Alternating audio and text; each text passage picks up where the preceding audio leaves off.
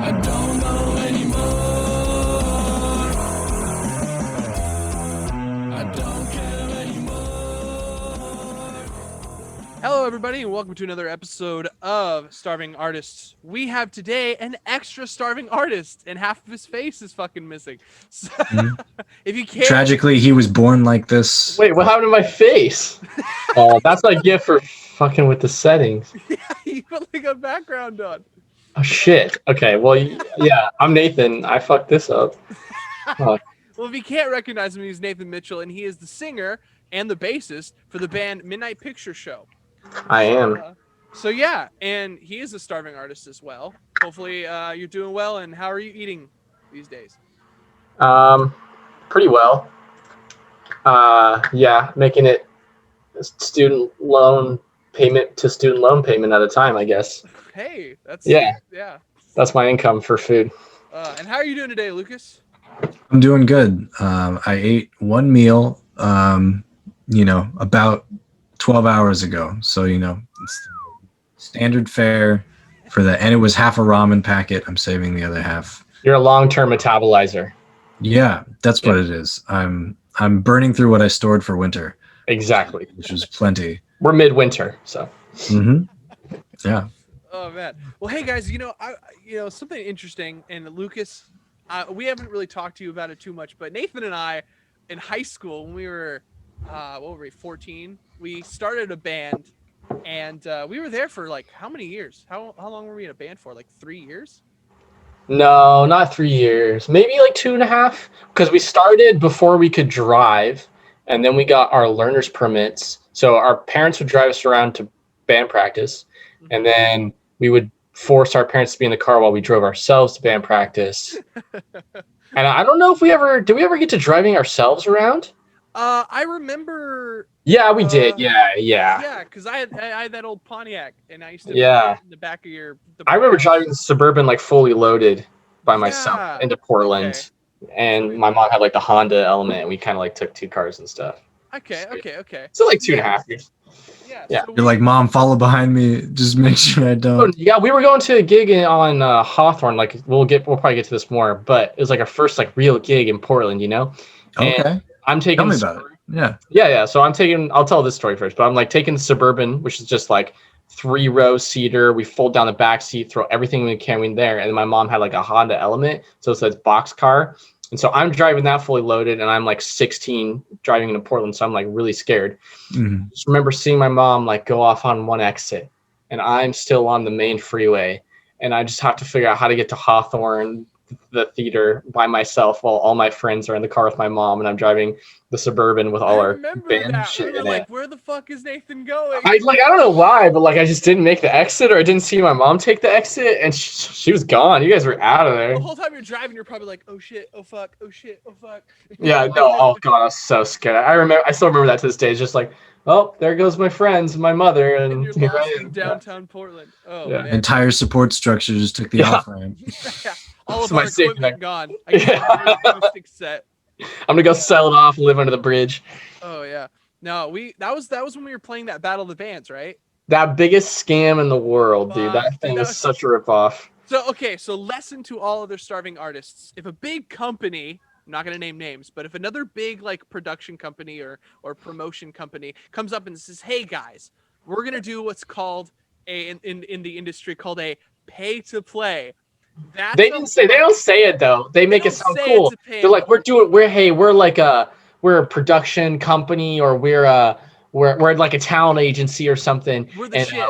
Yeah, we're the real deal. And we want to do a battle of the bands with like really up and coming local artists and stuff. And we just think you guys would be great. Is basically their pitch. Mm-hmm. And so what they do is they basically say, all right, you have to sell a certain number of tickets in order to play at the Battle of the Bands. And so basically what you're doing is you don't have to sell a certain amount to play. They just give you tickets and you sell them, and then they take a cut. Well, there was a minimum amount. We had to sell 10 in order to play. If we didn't sell 10, we Oh, okay. I think you're So- right. Yeah. Sorry. Yeah, so we had to sell at least 10 tickets in order to play, and the more tickets that you sold, the later on the set that you were gonna. Yeah. Oh, I you would- forgot about so that. Yeah, so that way Wow. you'd be able to play in a bigger crowd if you sold more Yes. tickets. Yeah. And so here's the thing: you get a bunch of fucking 16-year-olds who are just gun ho, and even like older people. You get like 20s, 30s, and like Yeah. we sold 30 tickets, but we sold them to all of our friends who like couldn't make it to the show. So Yeah. even though we sold like 30 tickets and we were one of the later bands to play, we like still only had 5 people show up because It was all our parents. Like it all was of our like, parents are like, you had like your parents' friends show up. My parents yeah. didn't have friends, but Such a great audience. Yeah. and so like actually my family showed up too. That was pretty cool. But it was like Yeah. We did 2 rounds of it too. We didn't do the one shot. We actually did 2. yeah, because we actually placed in the first one, so we got to play We in the second placed, one. which means we sold the most tickets basically because we oh sorry. go ahead. No, you're So you're here's the bullshit of it, right? Is that they basically go, so they don't tell us what the rules are until we show up, and then they're like, so you have like what? There's probably like 15 bands that played that day, like just There's a from- ton. It was because it was from all like day. it was from like 4 p.m. until like 10 p.m. at night, like it was all fucking day, and then at the very end of the day. They named all of the bands, even the ones from 4 p.m., and they were like, cheer for the band. Yeah, and the band yeah. that gets the loudest cheer wins. That was all they did. Yeah. So they you're just like, so the bands from 4 p.m. are fucked because nobody stuck around. Like, that's bullshit. Yeah. yeah. Yeah. So we won the first one, which means we were the last band to play, and all our parents clapped for us. And then the second one, we sold enough tickets to be the third to last band. Might have been the second to last band. I think it was Which third. Yeah, and it was cool. I mean, like we were stoked about it, and I think even at that time we kind of knew it was a joke. But we got these trash cans. We spray painted them black and red, and we put L's on them. And we had a song that kind of had like a drum opening. So me and Chandler like banged on the drums with Andrew as he did the opening. It was like a cool like little show thing. I thought. Yeah, no. We had those some trash fucking cans good first. ideas. Yeah, it was Some pageantry. Get yeah, some production value. yeah. We going. put some production value in it, right? Those are like $15 trash cans, man. Come on. Yeah, we spray painted them and everything. We put duct tape on it and stenciled it. Well, like I think I also like the last 3 bands are the only ones that actually get like stage lights, and all the other bands get like top down bright lights, and that's it. Where we got like colored lights, and they like synced up to our music and whatever. But then the last band comes on, and they're like a hair 80s band, metal, 80s like rock. kind of like style, basically. Yeah. Shasta But Bon Jovi. Yeah, it was like Diet Bon Jovi, Diet Hairband, whatever you want to call it. And like right when they like put up this whole banner to cover the stage while they set up. And as they're doing it, like 40 cougars come into the venue, like all old women, already drunk, and know the singer, and all just want to sleep with the singer. They all come in, and it's like 4 16-year-olds. The last 2 bands that came on, and they're probably in their mid-20s, and then all of our parents, and then some girl that Chandler invited that he blew off. Ooh, yeah. Ooh. Yeah. She showed up and like Showed you didn't even. Oh, I remember. That's that story for another time. But yeah, a girl showed up that he invited, and he totally blew her off too. Damn. Hopefully she went home with a cougar. That would have been. Let's hope. Yeah. Or a So they different take the band name. banner down, and it's like they like legit have fans going, and the lead singer's like hairband hair is just flowing in the wind, and you got moms like, ah! Yeah, they had fucking fans. They had they had fans in the fans. front. Yeah, one guy Somebody was playing a singing. guitar, and it was just they knew their audience, and They were on another level. That's Yeah. just the honest truth. yeah. But then when we were looking them up, and they were like, oh shit, they were signed like to Yeah, they record were on a label. and like you weren't allowed to be on a label to compete in this thing, and Yeah. so it was kind of like, Whoa. and it was like, okay, so these guys are like, well, how old would you say they were? Probably like late 30s, 40s. Yeah, late 40s probably. Yeah, so these mid-40s, like yeah. 30 somethings, maybe 40 somethings, like totally stole this Yeah. thing from like a bunch of 16 Didn't even say hi to us. Yeah, they didn't even say hi. They were just like, Nothing. and then like back up. Man, but I learned a lot about Yeah, I like, learned how a lot. other bands interact with other bands. When they don't like you, they're fucking assholes. Like one thing I remember about like the drums was that bands would be like, well, my drum kit's bigger than yours, so I want mine to be closer to the stage, even though they play like way earlier, and so there's like an order. Because so what they do, if you have like a lot of bands playing on the backstage, what they do is they actually stack the drum kits and all the parts. Like you'd have one band's drum kit, and then you have another band's drum kit, and then another band's drum kit. And so the way that would work is a band would come on and play, they would get the closest one up on there. Then the next band would come on, they would play, and they would get the next one. And then the third band would get the last drum set. And so that way you're not having to crawl over a person's drum set to grab your drum set, and you don't break anything or trip anything. Well, bands would get really peeved off or pissed off because they wanted their stuff in a specific area, but they were playing like first or they were playing last. And it's like, you what? Like, why do you care? Or I don't know. It's a whole nother thing. But that's also when you're playing with like total bands that are like strangers and you don't know them, and you're like whatever about it. But I think the biggest thing I learned from it was like stage presence and like being part of like performing. Because I really felt like when we were up there, I realized kind of Keena, the singer at the time, like just kind of stood still. And then Andrew and Chandler were drummer and piano players, so they were also stuck behind their instruments. And so I like felt like the motive was, mobile person. Yeah, I was the only mobile person, so I had to be a sweaty mover boy, and I didn't wear shoes on stage because it was so hot up there. Yeah, you took the shoes off before you were like, I'm gonna need full locomotion. I just felt because we always practice in our bedrooms. Like every time we ever practice in our bedrooms or our living room or whatever, and I like always took my shoes off. And so we got up there, and I'm like, I'm not fucking wearing shoes now. It's gonna throw me off, dude. Can't go back. I can't. No, I'm gonna go to like do something and trip over my fucking shoes and biff it on stage. What was your like first time? Like what? Like I kind of felt it when I like we did like Opus and we did some other venues where we like got up on stage. I'm like, okay, this is different than playing in a band room. I need to be a presence. Like, what was that like for you as just a comedian, Lucas? Like, what do you feel is different when you go up on a stage and do like a comedy routine versus practicing in your bedroom or whatever? Yeah, the biggest difference when there's like people, I guess, in terms of bouncing off the crowd, like some comedians do this really well where they can like tell when a crowd is biting on a joke really hard, and they'll be like, oh, you guys like that, and they'll like stay in that moment or something like that. But when something that you don't really plan for, at least I didn't, is you don't like wait in between laughs. Like when I'm in my room, like just saying the jokes, I don't give any time for like laughter or anything like that. I'm just like, all right, next one, because I'm doing it to memorize it and like keep going through it.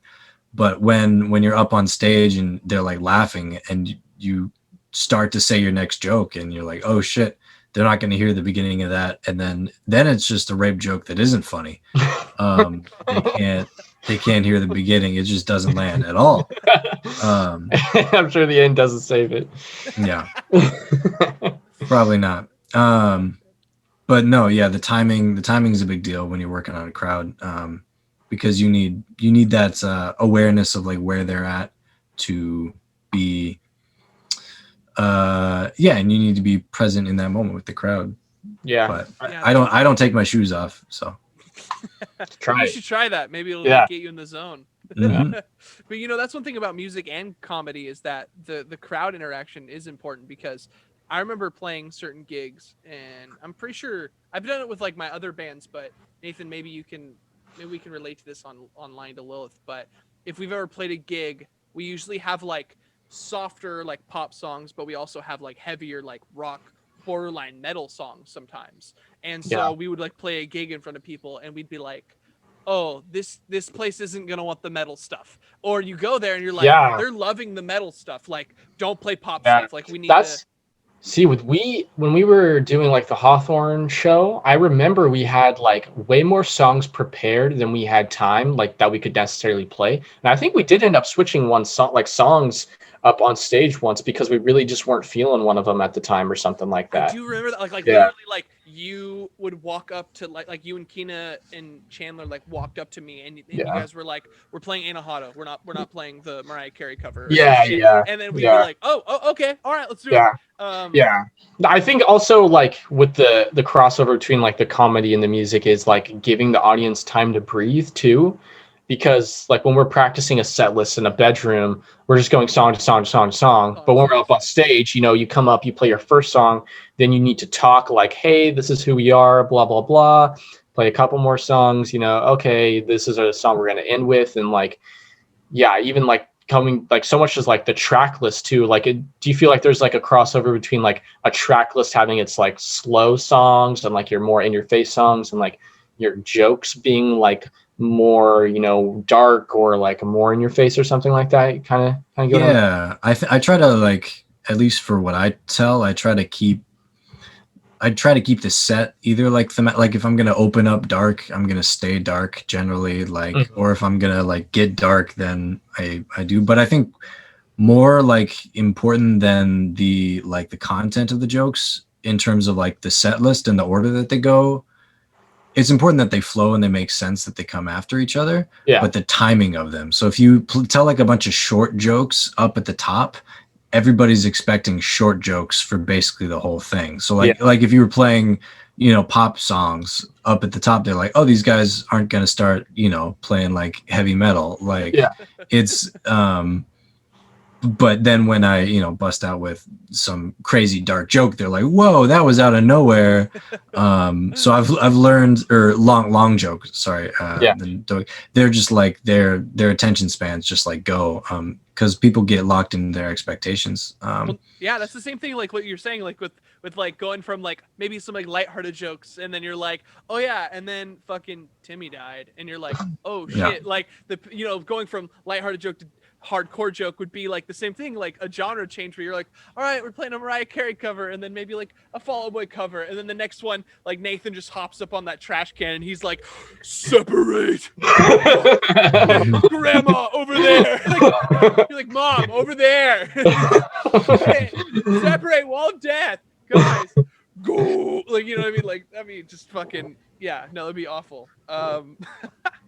That's one thing that like I think that my band, I have a struggle with, is that I love doing like pop punk emo kind of sounding stuff, but then I also love doing metal. So like on my Spotify right now, I have like one album, and it kind of goes from like pop punk emo to like just emo, and then it kind of goes, and then that's like the end of the album. And then I have 3 singles. One of them's like a pop song, and then two of them are actually like metal.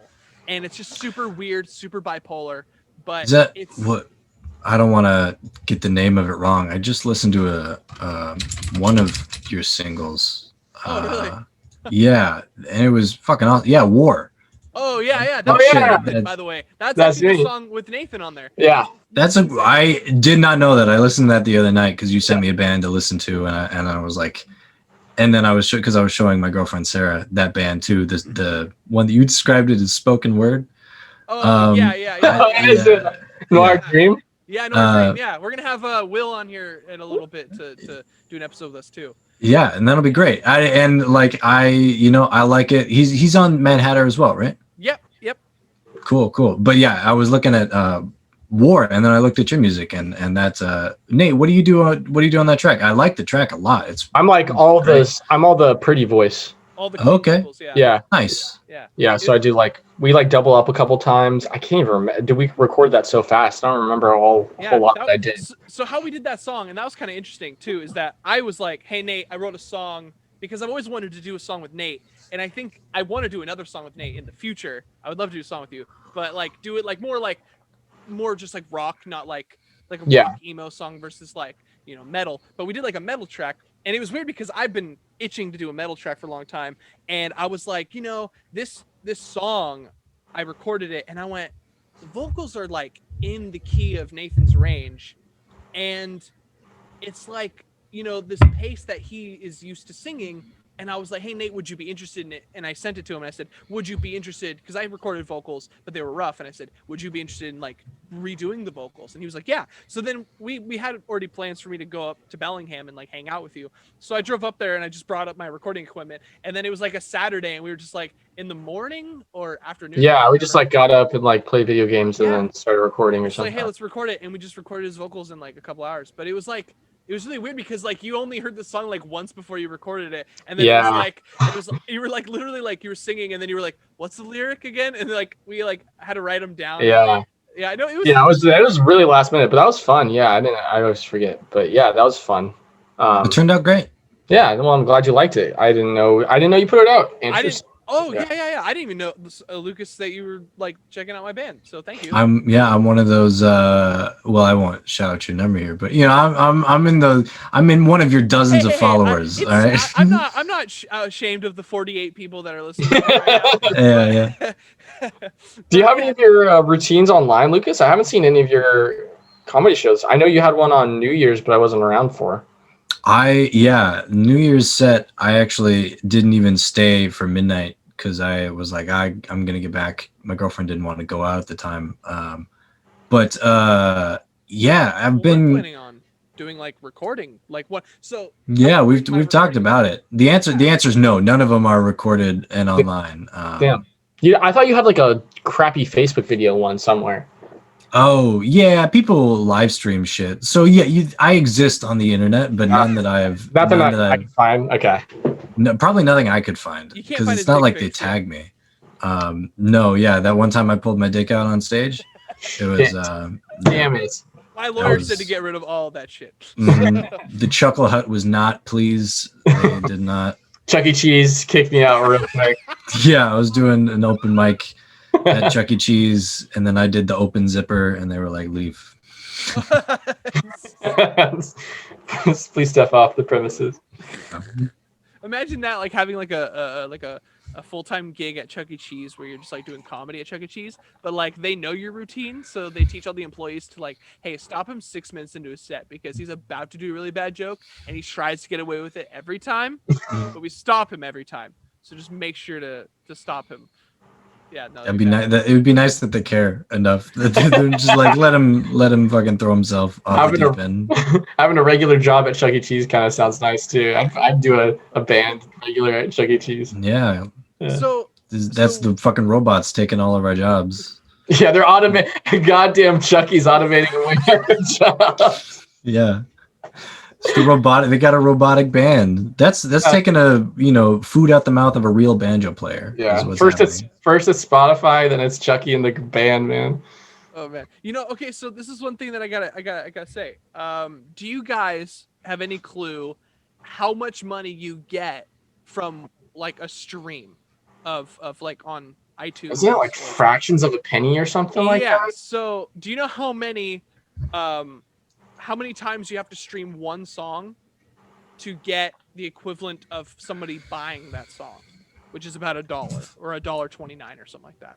What, like 1,000 plays probably? It's like 1,500. Yeah. That's insane. On iTunes, it's like 1,500. On Spotify, I think it's closer to like 1,200. YouTube, it's like 900 to 1,000.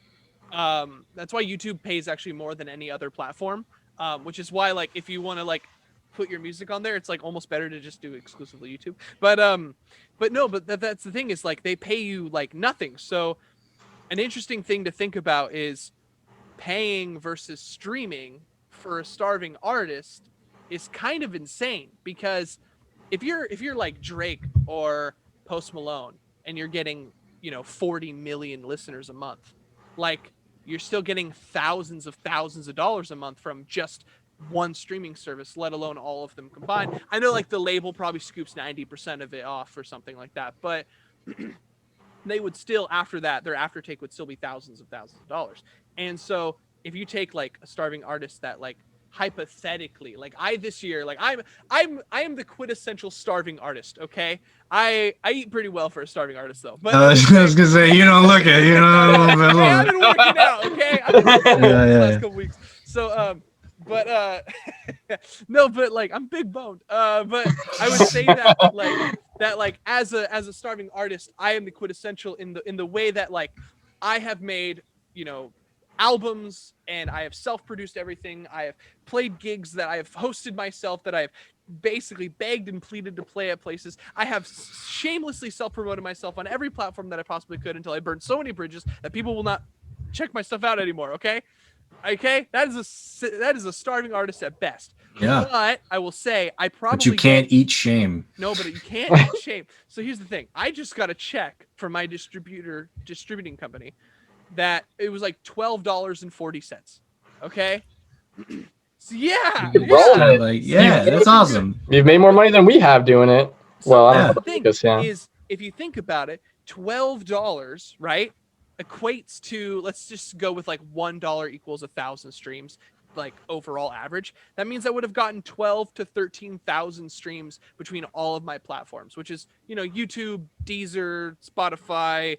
What was the second one? Well, Deezer. Have you ever What the heard hell's a Deezer? Deezer? Deezer is like another. It's Deezer actually nuts. like they have like 3 million people who listen to that platform. They're not as big as like Spotify or YouTube, but they're another listening platform. They're way more popular in like Europe. Damn, you are starving. I've never even heard of Deezer. So this is the thing, right? Is it like SoundCloud and all that stuff, right? Yeah. Andrew's on Musically. He's like trying to Actually, some of my songs are on TikTok. Nobody Andrew's uses that, actually but- streaming live on Zoom all the time. Yeah, that's what I got like 7 people who check me out and they go, "Oh, wrong one," and then go to. But no, but went like, live on when- Chatterbait. Yeah, exactly. Oh my But God. like, think of how fucking hard it is to get 13,000 streams. Like, that's actually like an insane amount of people to listen to you an insane amount of times. In all honesty, and I got $13 from it. So if you would have basically, let's say hypothetically, all those people were listening to my thing, like 15 times, like they listened to a song 15 times, so they listened to 15 of my songs. If you would divide that number, I would probably have a couple $1,000s right now. On YouTube?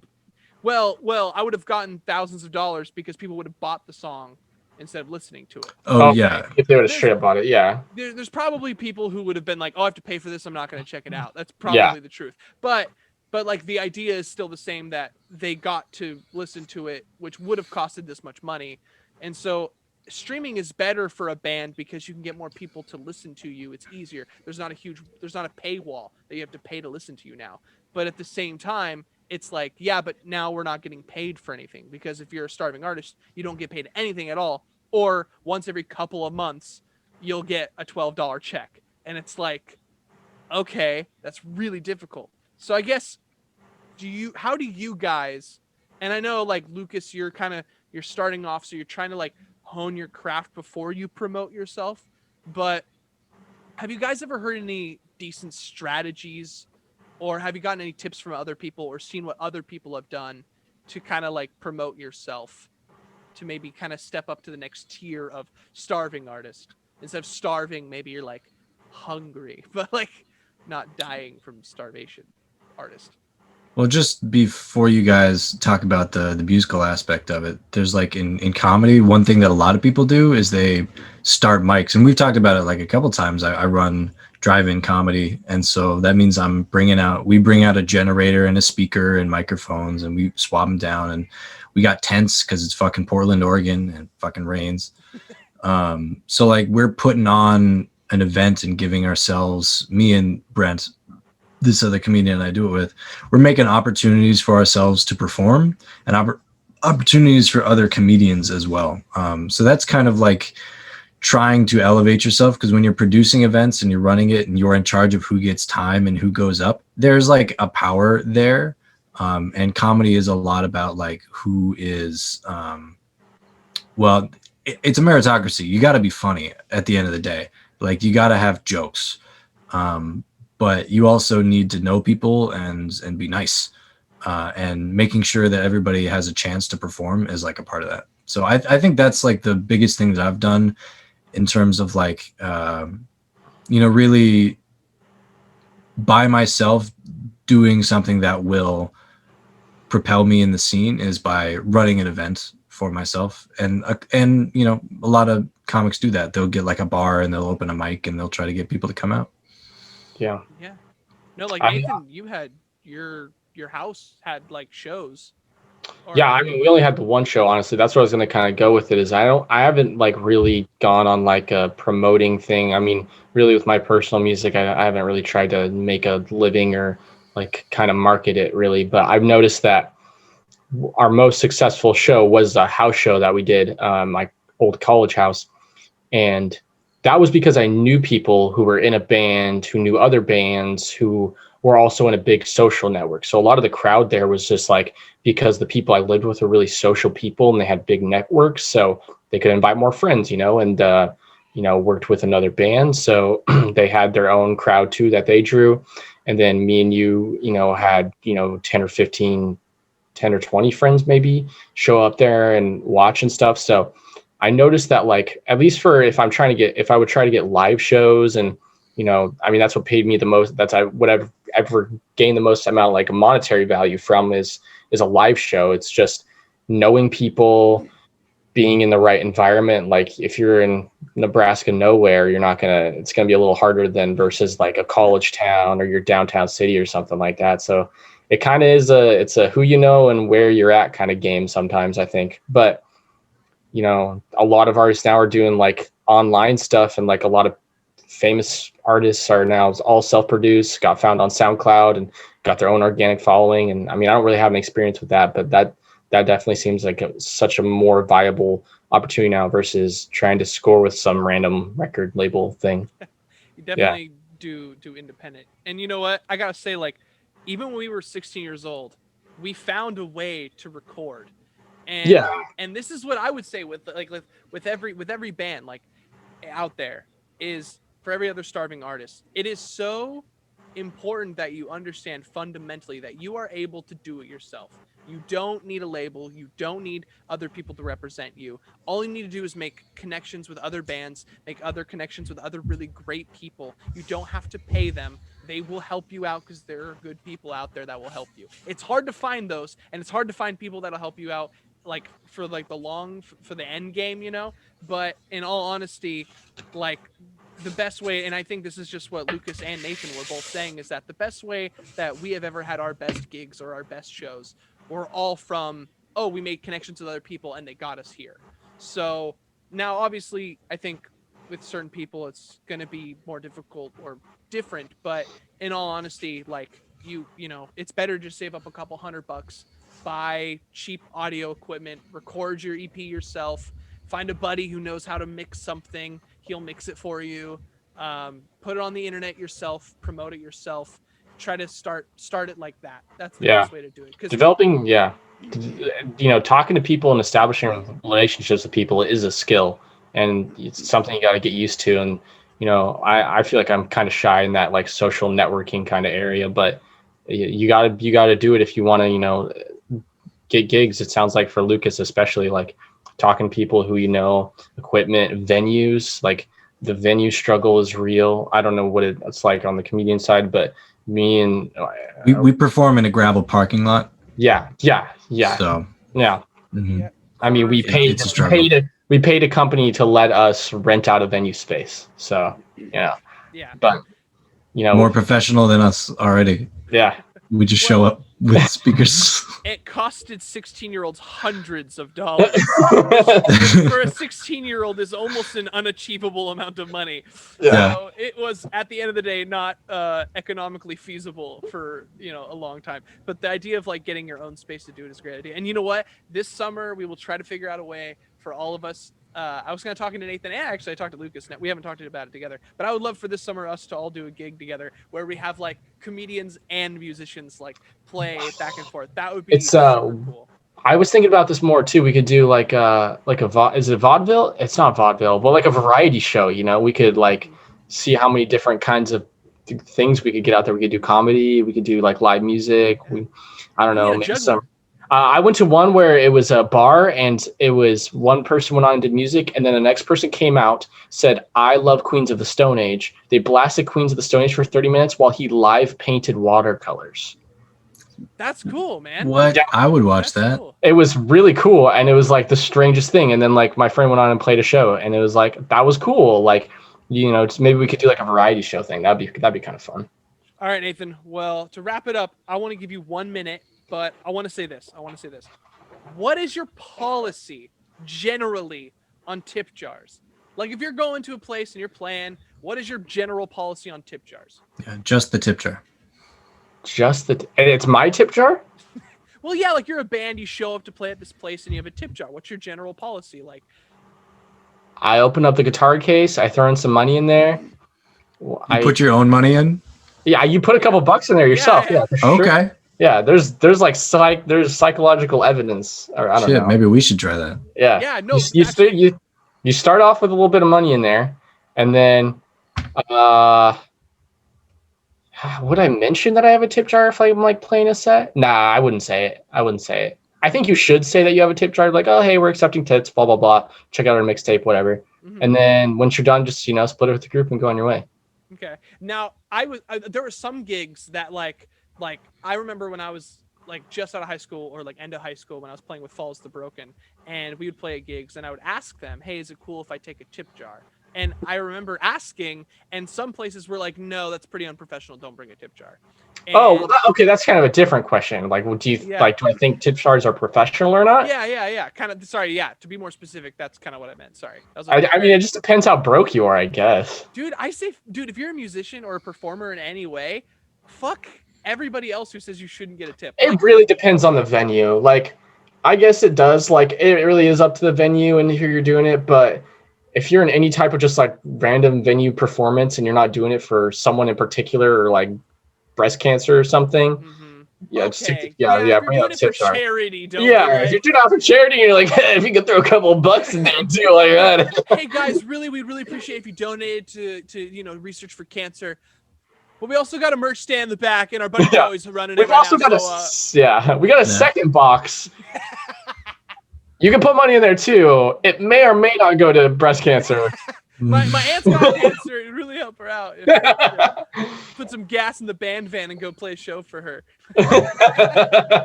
Our jar is for our cancer awareness. We're gonna become self-educate.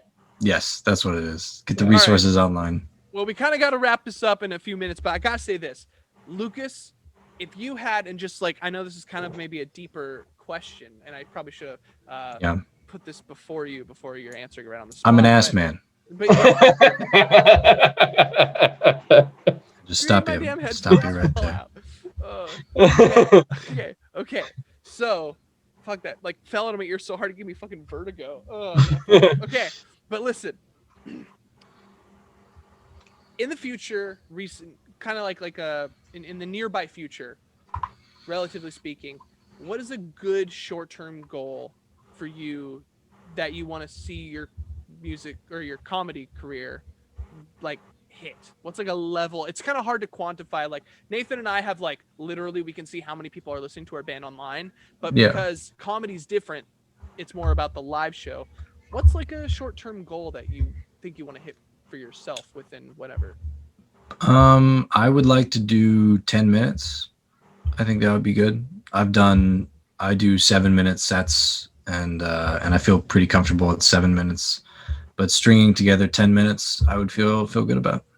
Awesome. And have it go well. Honestly, I could get up there and fucking be like, fuck you guys for 10 minutes. They probably wouldn't like it. So yeah, to have it do 10 minutes and feel good about it. That's where I'd like to be in the short term. That's a cool goal. All right, what do you think, Nathan? What about you with a Midnight Picture Show? Finish this lo-fi EP I've been doing for like 8 months forever. now. Yeah, I started working on it past 2 days, so it should be done soon. Oh, nice, dude. That's awesome. Get it done this month, I would say. Do you think this summer you're gonna do another recording project? Last summer, for sure. Yeah, no, I think my short-term goal is always make sure I'm doing more music in the short term. Like I'm always working on something. Okay. Yeah. Cool. What about you? Your goals? Yeah. What is your short-term goal? Honestly, this is gonna be a lot less metaphor or a lot less like personal than you guys. But I would say, for me personally, I would love to. I think I'm putting out a couple singles pretty soon. I just released a music video. And I'm going to make another music video in a couple months for this song that I got coming out called Unstable Baby. And I would love to put out like another EP in the summer, whether it's anywhere from 4 to like 25 songs, honestly, like somewhere in that vicinity. Like I'm one of those things is not an EP. 4 is an EP. 25 is a double-sided deluxe edition. I got a few things coming out soon. But at the end in summer, I've got like a bigger project planned that I'm gonna make something. I don't want to make it too crazy, but I also want to do something substantial so that it, you know, propels. 25 isn't too music as crazy. well. 26 is too crazy. No, but I'd probably do like 5 songs. But I think a goal for me, honestly, is I would love to hit 1,000 monthly listeners for me on Spotify. I usually promote my band on Spotify, so I get a few listeners on like iTunes or Apple Music, and I get a few listeners on like Google Music or whatever. And I get like a few here and there from like all of the platforms, but mostly it is like Spotify is like the most. Like I probably have like right now I have I checked it this morning. I have like 50 monthly listeners on Spotify. I have like 10 on iTunes, and then I have like 1 or 2 on almost everything else. But I would love to put out songs that get 1,000 listens, and I have 1,000 monthly listeners on Spotify, and always not like promote the shit out of myself for like a month, and then I hit like 1,000 one time, and then I stop promoting myself because that's natural, and it like drips down to like, you know, whatever. I think I would love to hit 1,000. That's kind of a crazy goal, but I think it is doable if I just like fucking grind for a while, you know? I think so. Tangible. Yeah, hopefully. So, all right, guys. Well, I know Lucas is going to be working on his material, and the next time he plays a live show, if I'm able to, I'm going to bring my recording equipment over and record your set, audio and video. And I would love for us to be able to put some content on YouTube, and then maybe even put some stuff on Spotify so that, you know, people can check you out there. So we're going to try to work on that, hopefully, if, you know, whenever you're wanting to do that. And then Nathan, you got Midnight Picture Show. You got a lo-fi EP album coming out probably in the summer. Or... I'd say probably by next month. I'm pretty close. Oh shit! Really? Yeah. Okay. All Yeah. right. Well, damn. Pump Okay, it so he's got out. an EP Yeah. album, lo-fi album coming out soon, and he's got a EP album out already with Midnight Picture Show and a single on SoundCloud. So everybody who's watching right now, check out Midnight Picture Show on SoundCloud. Check out New Management on Spotify. And keep hanging out here to check out Lucas and see what he's doing. So Yeah. thank you everybody so much for watching. Thank you for sticking to the end. If you did, really appreciate it. I hope you could take something away from this, and hopefully you, my friends, you need to eat because we are all starving artists here. And you guys have a good day. Take it easy. Just a minute, just a moment, 'cause I don't need to swim, I just need to float, and that'll be fine for now. Never mind the water in my throat. All right, I'm going to bed, boys. This was super fun. Hey, Yeah, yeah, it was good good talking to you time. guys. Fuck, Yeah. you guys have such cool backgrounds. I need to work on that shit. Do I have All a right. background still? Yeah, you still have a background. Oh shit. All Was right, half my guys. face gone the entire time? No. No. Oh, okay. It Thank looks, God. it looks like how it looks now. Can you not see it? No, I have my selfie turned off. Yeah, I can look at it later. Oh, okay, Yeah. okay. You can turn yourself off. Yeah, you can right click on your little dots. Hide self view. I should do that. Damn. Yeah. That's hot Yeah. tip for me. I can't stand looking at myself while I'm talking. Okay. Really? I love it. That's my best part. I stare at No, myself. no. That's a cool background, though. Shit. Okay. All right. See you guys. All right. Cool. Have a good night, guys. Take it easy. See you, Nate. Good night. Talking to you. See you, Lucas. Bye, Andrew. And then The fuck did they get what the fuck was up the whole time he was talking about some stupid shit? No. Don't try to